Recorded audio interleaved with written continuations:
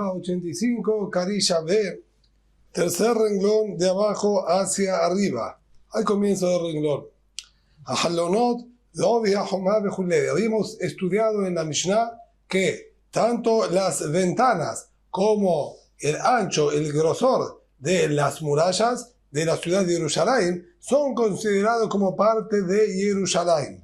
Esto Rashi nos había explicado en la Mishnah, que hace referencia no solamente a lo que es el espacio de Jerusalén para poder consumir la carne de la ofrenda de Pesaj dentro de Jerusalén, como es lo que indica la Torá, sino tiene también el sentido que la persona, si apoyó la carne, por ejemplo, en la ventana de la muralla de Jerusalén, no es considerado que la carne salió fuera de Jerusalén y por lo tanto todavía puede ser consumido. En cambio, si nosotros consideráramos que esto ya se llama fuera de Jerusalén, una vez que la carne haya sido apoyada ahí, ya no es posible consumirla. Similarmente, con respecto al Bet HaMikdash, todas aquellas ofrendas que tienen que ser consumidas dentro de la Azara, dentro del patio del Bet HaMikdash, como las ofrendas de expiación, las ofrendas de culpa, etc., no pueden salir de ese perímetro. Si colocaban la carne en alguna de las ventanas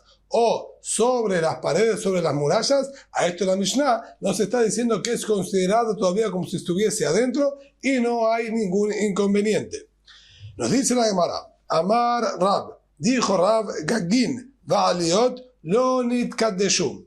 Todos aquellos techos o altillos no fueron consagrados. ¿Esto qué quiere decir? Esto quiere decir que si bien nosotros podemos estar, tomando el ejemplo dentro del Bet HaMikdash, si nosotros estamos dentro del Bet HaMikdash y los Kohanim tienen que consumir la carne de una ofrenda de expiación, ellos deben consumirla mientras se encuentren en el piso de la Azara, en el piso del patio. Si ellos quisieran ir a alguna de las habitaciones que se encuentran en el piso superior de los altillos o quisieran comer en alguno de los techos de las distintas habitaciones y recintos que había dentro de la Azara, no estaría permitido. ¿Por qué motivo? Ya que cuando se le dio Kedushá, se le dio santidad y se consagró el lugar, se consagró solamente a lo que estaba a la altura del piso, no a los techos ni a los altillos.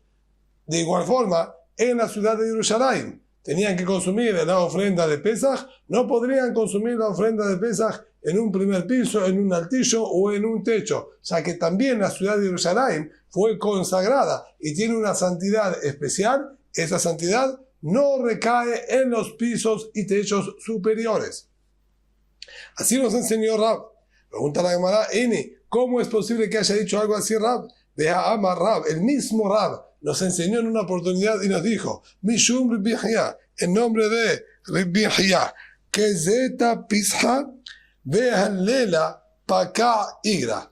Un kazait, era tanta la cantidad de personas que participaban en una ofrenda de Pesaj que lo que llegaban a comer cada uno de la ofrenda era solamente el volumen de una aceituna de lo que era la carne de la ofrenda de Pesaj. No llegaban a comer más cantidad, ya que eran muchísimas las personas que participaban. Menos de esta cantidad tampoco era posible porque no cumplirían con la mitzvah. Mínimamente tienen que consumir el volumen de una aceituna. Pero de todas maneras, eran tanta la cantidad de personas que llegaban a consumir solamente eso. Eso es kezeta pisha, un kazait como una aceituna de la ofrenda de Pesaj, de Hallela Paka Igra. Y el cántico del Hallel, los Yehudim, no solamente como vimos anteriormente, mientras degollaban las ofrendas de Pesaj, debían cantar todos conjuntamente el Hallel, las alabanzas a Boreolam, sino también en el momento del consumo de la ofrenda de Pesaj, en la noche del 15 de Nisan, también se cantaba el Hallel, cantaban las alabanzas a Boreolam. Y era tanta la cantidad de personas que se encontraban en Jerusalén cantando, que Pacaigra pareciera que se explotaban y se rompían los techos de tantas personas que se encontraban cantando sobre ellos en la noche del 15 de Nisan. Pero vemos entonces, ¿acaso no se refiere Lav de Ajle Beigra, Beame Beigra? ¿Acaso no se está refiriendo que ellos consumían la ofrenda de Pesaj en las terrazas y cantaban también el Halel ahí mismo. Y a eso se refiere la descripción, que parecían que los techos se rompían del sonido tan poderoso de los cánticos, pero vemos entonces que consumían la ofrenda de Pesaj en las terrazas. ¿Y cómo? Rab, estamos diciendo que él mismo nos enseñó que las terrazas no estaban consagradas con la santidad de Jerusalén. Contesta la Gemara, no señor, de ángeles be'ara, de hambre be'igra. No era de esa manera. Ellos comían en la planta baja, a la altura, ¿sí?, de la tierra de la ciudad, y luego subían para cantar el Hallel, para cantar las alabanzas a Boreolam. Pero el consumo era todo sobre el nivel de la misma ciudad de Jerusalén. Pregunta la Gemara, Ini, ¿cómo es posible explicar de esta manera? Quiere decir que ellos se dividían en el momento de la ofrenda de Pesaj, se dividían entonces en dos lugares. Comían abajo y luego cantaban arriba.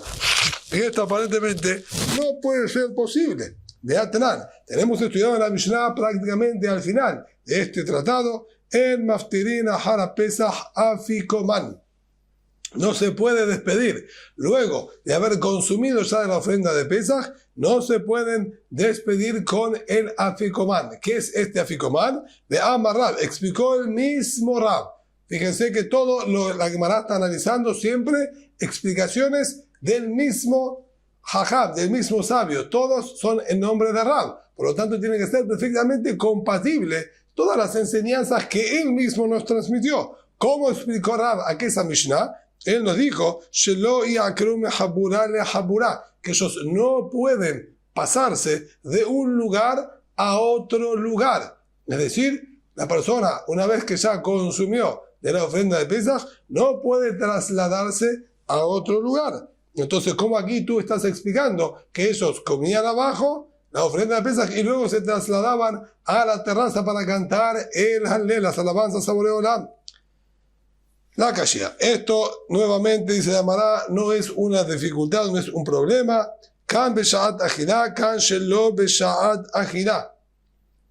La prohibición de cambiar es mientras todavía van a seguir consumiendo de la ofrenda de Pesaj. Si ellos ya comieron, por ejemplo, el volumen de una aceituna de carne de ofrenda de Pesaj en este lugar, no pueden ahora trasladarse a otro lugar y comer también en otro lugar. Tiene que ser todo consumido en un mismo lugar. En cambio, la situación que nosotros estamos planteando no es que ellos van a consumir, esos ya terminaron de consumir, ahora están cambiando de lugar solamente para cantarle las alabanzas a Boreolam. En ese sentido, no hay problema de cambiar de lugar. Por lo tanto, sí vamos a mantener en pie esta enseñanza que nos dijo Rab, que los techos y los altillos no mantienen la santidad correspondiente ni a Jerusalén ni al Bet HaMikdash. Tashema, dice la Gemara, ven y escucha lo que está escrito en la Tosefta. Abba Shaul Omer, Abba Shaul dijo lo siguiente: Aliyat Bet Kodesh HaKodashim, el altillo que se encontraba por arriba del Kodesh HaKodashim, del Sanctum Sanctorum, lugar más kadosh que nosotros tenemos del Bet HaMikdash, donde entra el Kohen Gadol una sola vez al año, nos dice la Gemara aquí que la altura en la que estaba construido el Kodesh HaKodashim tenía una altura de solamente 20 amot, 20 codos, pero sobre él la altura total de la construcción, por lo menos de su lado externo, desde abajo hasta arriba, era un total de 100 amot, de 100 codos de altura. La Mishnah, en el tratado de Middot, se dedica a desglosar y explicarnos prácticamente codo por codo, ¿sí?, con lujo de detalles, cómo estaba construido el techo que dividía las distintas partes, las vigas, el recubrimiento de barro, etcétera,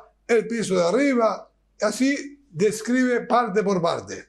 Sobre el Kodesh HaKodashim, sobre el Sanctum Sanctorum, había un lugar similar en un piso superior. Y a esto vino el comentario de Abba Shaul. Abba Shaul nos dice lo siguiente: Aliyat Bet Kodesh HaKodashim, aquel altillo que se encontraba por arriba del Sanctum Sanctorum, Hamuram Bet Kodesh HaKodashim, en cierto sentido, tenía una santidad más severa y superior que la del Kodesh HaKodashim. ¿Por qué? Shevet Kodesh HaKodashim Kohen Gadol Nichnas Lo Pa'am Achat Bashana.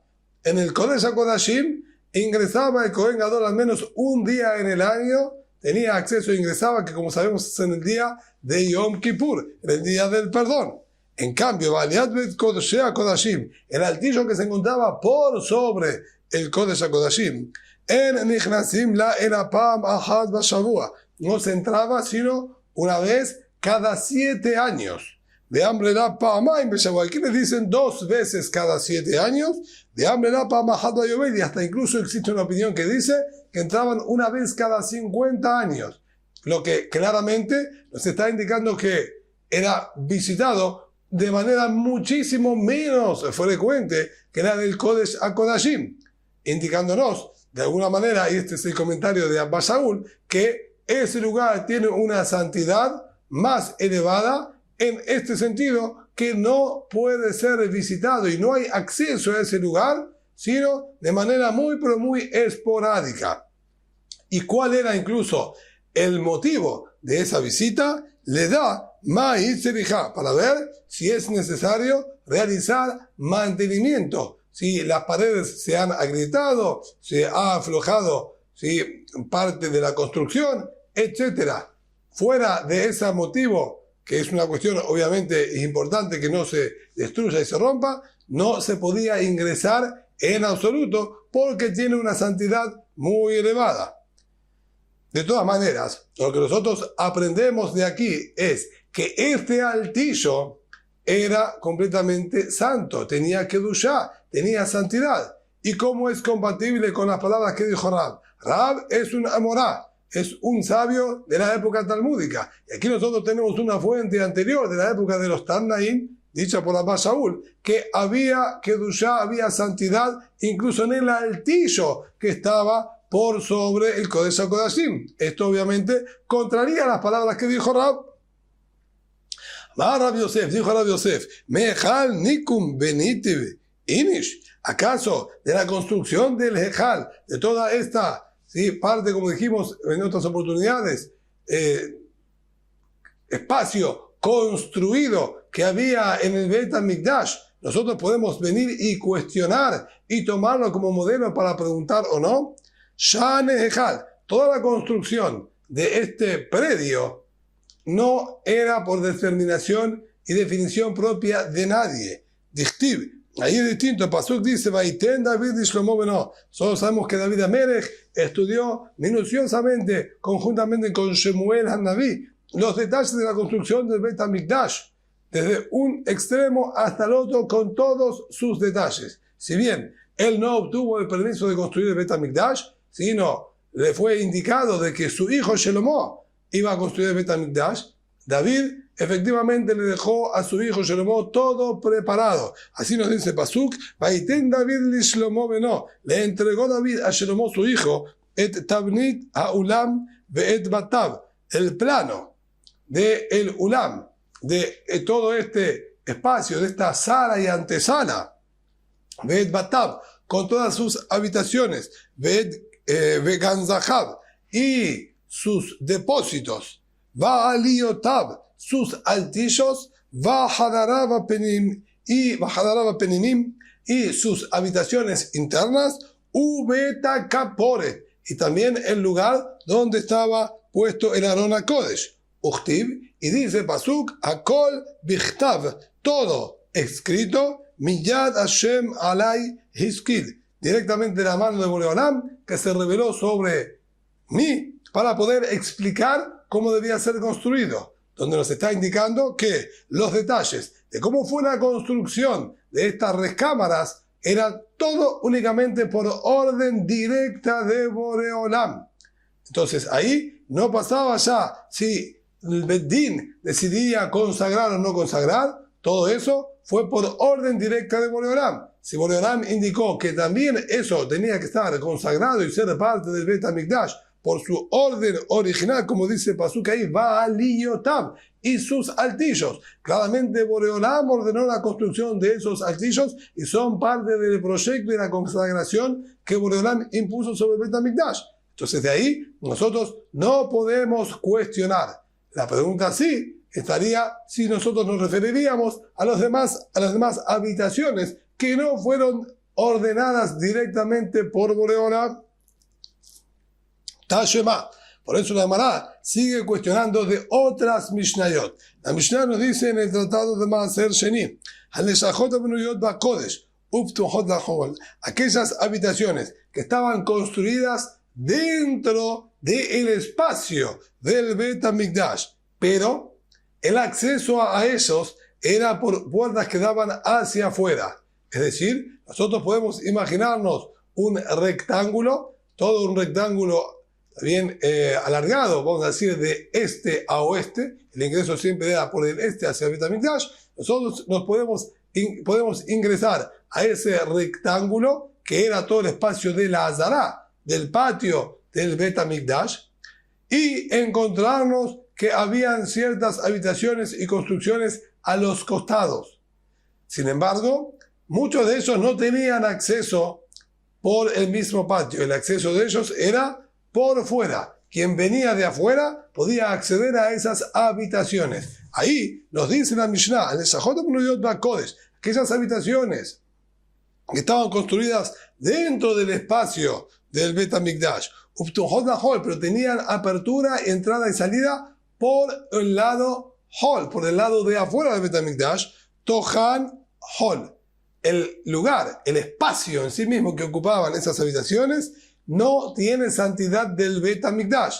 A pesar de encontrarse dentro del rectángulo, dentro del espacio marcado como si fuese Bet HaMikdash, no tenían la misma santidad del Bet HaMikdash. Pero sus altillos, sus techos, sí tienen santidad de Bet HaMikdash. Y vemos entonces aquí claramente que el piso de arriba, los techos y altillos, nos está diciendo que sí tienen santidad del Bet HaMikdash. No como dijo Rab. Nuevamente tenemos interrogante a las palabras de Rab. Tirgema Rab. Hisda. Explicó Rab Hisda. No se está refiriendo aquí específicamente sobre esas habitaciones que dijimos que eran visibles del patio de la Azara. Aquí estamos hablando habitaciones que se encontraban debajo del piso del Bet HaMikdash. El Bet HaMikdash estaba construido en elevación y había que subir varios escalones para llegar hasta el patio inicial, el Zrat Nashim. Y luego de ahí había otra escalinata más de 15 escalones más para llegar a la Azara, donde se encontraba el Mizbeach, donde los Kohanim realizaban los Korbanot. Aquí está hablando con respecto a habitaciones que se encontraban debajo del piso del Bet HaMikdash. Y si bien están en el espacio del Bet HaMikdash, el ingreso de ellos era por fuera, como dijimos, no tienen santidad. Pero el techo de ellos, que se encontraba a la altura del piso del Bet HaMikdash, esos techos hace que se están refiriendo que sí tenían santidad, porque no se encuentran por arriba de la altura del patio del Bet HaMikdash. Y aquí se llamará, si esta es la explicación, y Masefa, ¿por qué no continúas con el final de esa Mishnah, lo que nos sigue diciendo? Benuyot Bahol, Uftuhot HaKodesh, en cambio aquellas que estaban construidas fuera de ese espacio, pero el acceso y la puerta para llegar a ingresar era a través del Bet HaMikdash, es decir, que sobresalían hacia afuera, ¿bien? Como si fuesen brazos, y el ingreso era a través del Bet HaMikdash. Tohan Kodesh, el espacio de esas habitaciones, sí tenía santidad del Bet HaMikdash. Ahí se podría consumir incluso la carne de las ofrendas, como en el Bet HaMikdash, porque tiene santidad del Bet HaMikdash. Vega Gotehen Hol. Sin embargo, el techo de ellos no tiene santidad. Y si seguimos la misma tónica de explicación, que estos techos que estamos hablando se encuentran a la misma altura del Bet HaMikdash, quiere decir que esos son habitaciones y espacios que se ingresaban por debajo del piso de la Azara. Si nosotros tenemos el piso del Bet HaMikdash, esto eran como especie de brazos y alas que salían hacia afuera, pero el techo de esas alas estaba a la misma altura que el piso del Bet HaMikdash, quiere decir que el ingreso a ellos era por debajo. Si es por debajo, eso estamos hablando de túneles. Entonces dice la Gemara, ¿cuál es el problema si se trata de túneles? Había la mejilot, serían entonces túneles de acceso. De Amar Rabbi Yohanan, mejilot, lo nitkadeshu. Rabbi Yohanan ya nos enseñó que aquellos túneles y pasadizos que se encontraban debajo del Bet HaMikdash no tenían santidad. Y de acuerdo a la interpretación que estamos dando nosotros ahora aquí, estos se encontraban por debajo del Bet HaMikdash y dice claramente que eran Kodesh, que sí tenían santidad. Entonces esta es la Gemara. כי כאמר רבי יוחנן בפתוחות להר הבית, כתניא היא בפתוחות לעזרה. Tenemos que saber diferenciar. Había pasadizos y túneles que tenían santidad y otros que no. ¿Cuál es la diferencia? Estos que nosotros estamos nombrando aquí tenían santidad porque el acceso de ellos era a través de la Azara, era a través del patio donde estaba el Mizbeach del Bet HaMikdash. Aquellos túneles que el acceso de ellos era únicamente a través de la Azara, ellos sí tienen santidad. Pero aquellos otros túneles que el acceso de ellos era a través del Arabait, a través del monte que rodeaba al Bet HaMikdash, esos pasadizos y túneles que no tienen acceso a través del Bet HaMikdash primordialmente, sobre eso es el que dijo el Rabbi Yohanan, que no tienen santidad. De hecho, estaban construidos específicamente para que cualquier cohen que se haya impurificado tenga como salir del Bet HaMikdash sin estar en un lugar santo con impureza. Beatanyar, Biohanan, Omer, Mejilot, Mitahad Ha'echal, Hol. Pregunta ahora de Gemara, contradicción en las palabras del mismo Rabbi Yohanan. ¿Cómo? Rabbi Yohanan mismo dijo que aquellos túneles que se encontraban debajo del Ejal no tenían Kedushá, no tenían santidad. Estamos hablando debajo de la construcción central del mismo Bet HaMikdash. Si la Gemara, Kitania ahí, se petujó nuevamente. No importa en qué espacio, debajo de qué espacio del Bet HaMikdash estaban construidos. El factor determinante es el acceso de ellos hacia donde daba. También estas que se encontraban debajo incluso del Kodesh HaKodashim y detrás del Kodesh HaKodashim del Sanctum Sanctorum no tenían santidad, ya que el acceso a ellos era por el lado de afuera, no a través del mismo Bet HaMikdash. Por lo tanto, si el acceso viene de afuera, no tienen santidad. Tashema. La Gemara sigue insistiendo a ver si aquellas palabras iniciales que nos dijo Rab hoy, que los techos y altillos no tienen santidad, si pueden mantenerse en pie. Tenemos estudiado Begago Kodesh, el techo del Ejal, el techo de toda esta recámara que dijimos central, donde estaba el Kodesh HaKodashim, el Sanctum Sanctorum, donde estaba la menorá, etc. El techo de él sí tenía santidad. Y aquí ya no estamos hablando de altillos.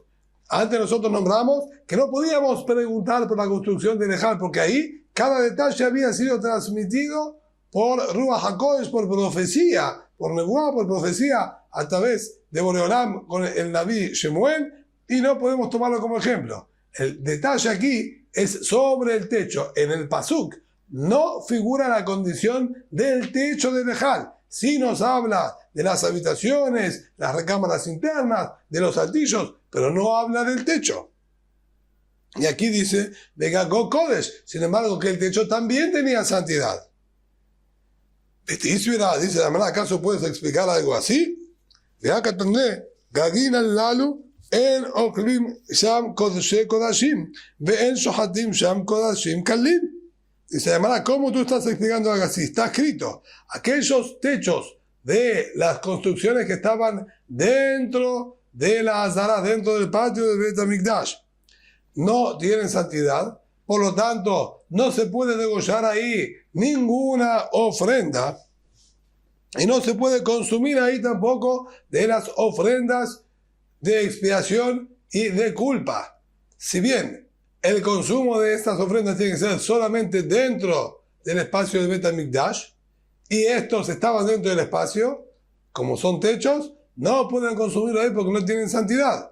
Del mismo modo, el degollado de las ofrendas que tienen que ser únicamente ahí adentro, tampoco se podía hacer en estos techos y altillos, ya que no tienen santidad. ¿Cómo tú me estás diciendo entonces que está escrito que el techo de Lejal sí tiene santidad? Es decir, que la Gemara está diciendo, haz un punto aparte. Más allá de lo que tú estarías interrogando y atacando y cuestionando las palabras de Rab, está escrito con respecto a Bet HaMikdash propiamente dicho, que en los techos no era posible degollar ni consumir porque no tienen la santidad. Entonces, de igual modo, hay que comprender qué es lo que está escrito ahí, porque hay una evidente contradicción. Ve la Kashia Gagokodesh, y tú tienes razón, tengo esta dificultad. Ahí dijo que el techo de Lejal sí tenía santidad. Entonces, ¿cómo hacemos compatible una cosa con la otra? Amar Abraham Barguria, dijo Abraham Barguria, Leotan Bet Amot. La santidad que tenían estos techos y altillos no es santidad del Bet HaMikdash.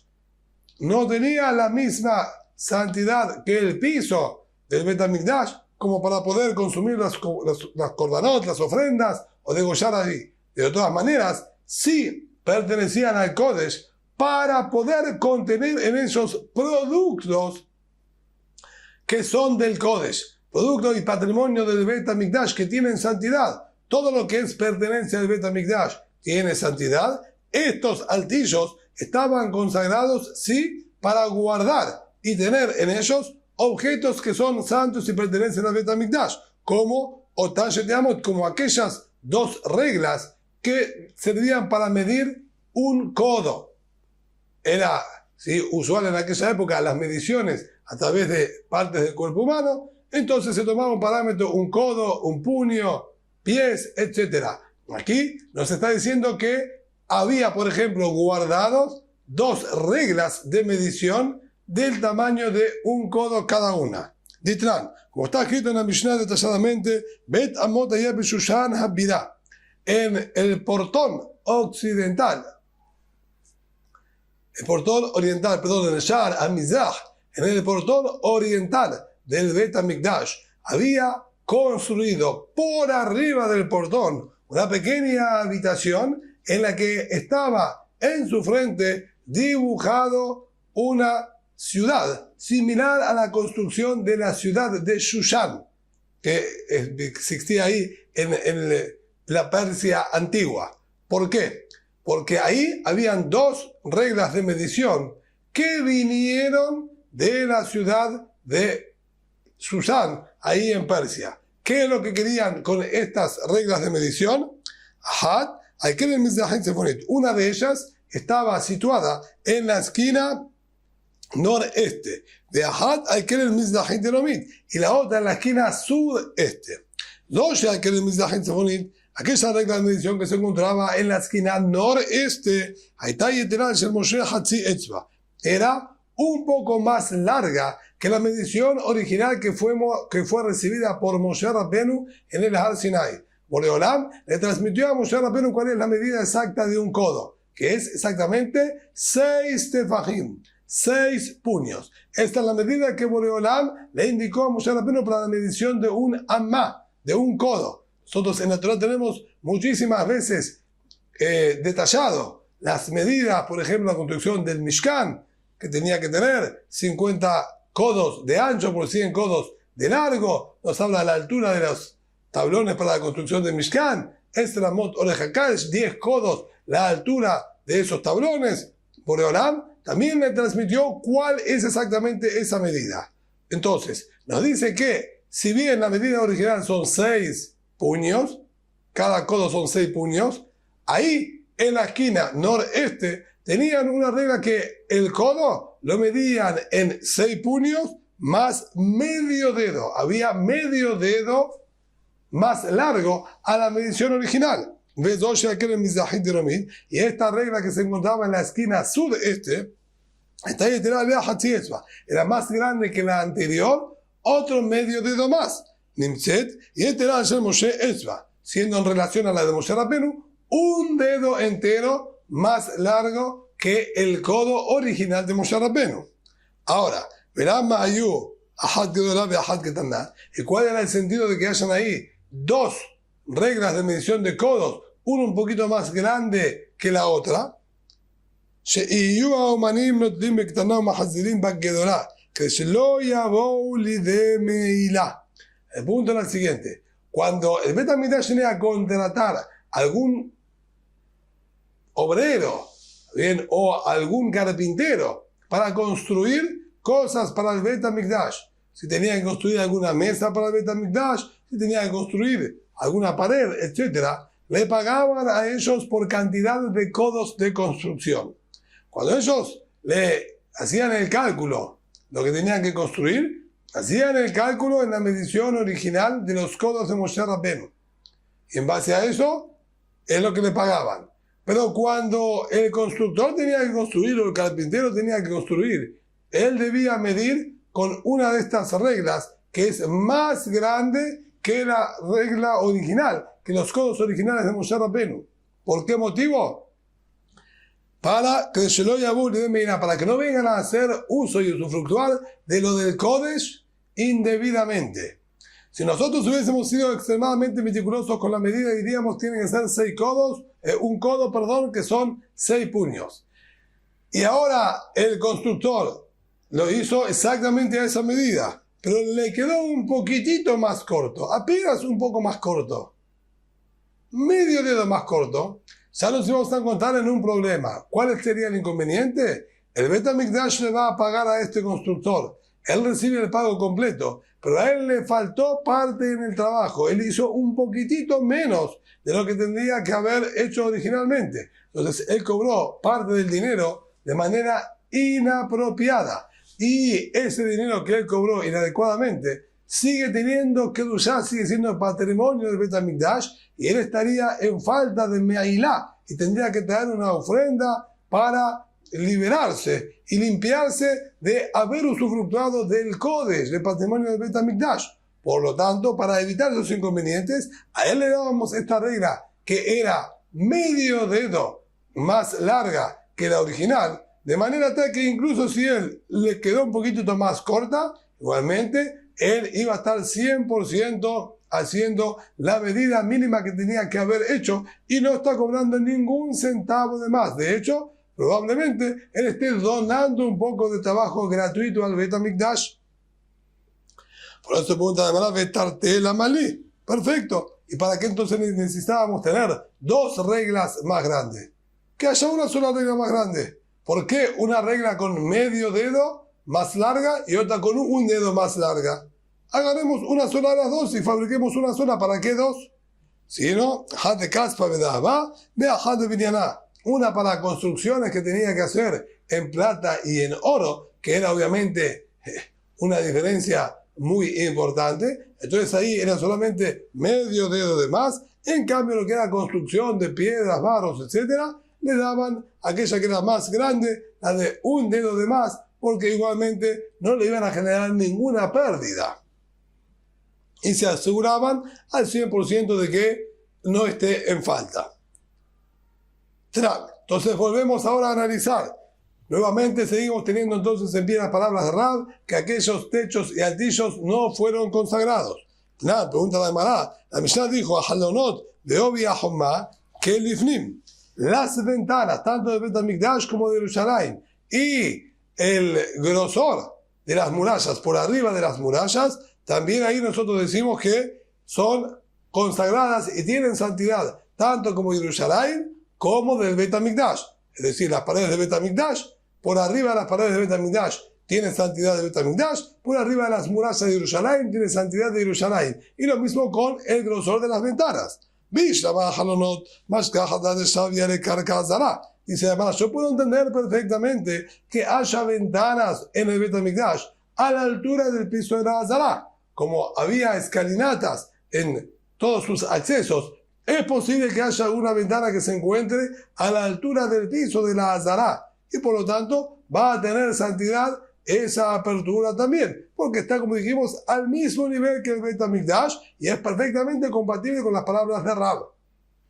En la obvia Joma, el inconveniente lo tengo con las murallas. ¿Cómo es que en el extremo superior de las murallas la Mishnah nos está diciendo que sí tiene santidad? Rab dijo que todo lo que estaba elevado no tenía santidad. ¿Cómo Rab entonces puede estar contradiciendo nuestra Mishnah? Dice podemos encontrar esto en lo que podemos nosotros denominar una pseudo muralla. Está escrito en el pasuk cuando el pasuk nos describe la destrucción de Bet HaMikdash en el libro de Ejá, ahí nos dice Hel ve'Homá. Habla de dos tipos de murallas refiriéndose a la construcción que había en el Bet HaMikdash. Ve'amar Biaha, Ve'itemar Biahanina. Y explicó el Biaha, ya que les dije que fue el Biahanina que lo explicó, Shura Ubar Shura. Está hablando de una muralla y de una pequeña muralla. Es decir, existían la construcción de paredes bien altas que servían a modo de protección y había también otras más internas, más pequeñas y bajas.